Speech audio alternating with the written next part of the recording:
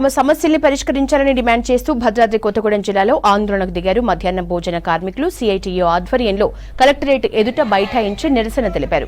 Pending వేతనాలు, బిల్లులు చెల్లించాలని, సీఎం రేవంత్ ఎన్నికల్లో ఇచ్చిన మాట ప్రకారం 10,000 రూపాయల జీతాలు ఇవ్వాలని డిమాండ్ చేశారు.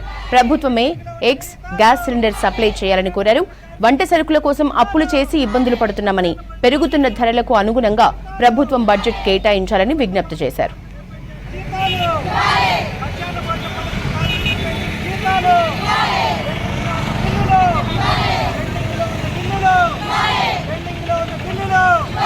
ముఖ్యమంత్రి గారి హామీ మేరకు 18,000 జీతం, ముఖ్యమంత్రి గారు ఇచ్చిన హామీ మేరకు 18,000 జీతం, ముఖ్యమంత్రి గారి హామీ మేరకు 18,000 జీతం పరిష్కరించాలి. మధ్యాహ్న భోజన కార్మికుల సమస్యలు, మధ్యాహ్న భోజన కార్మికుల సమస్యలు, పెండింగ్ లో ఉన్న బిల్లులు,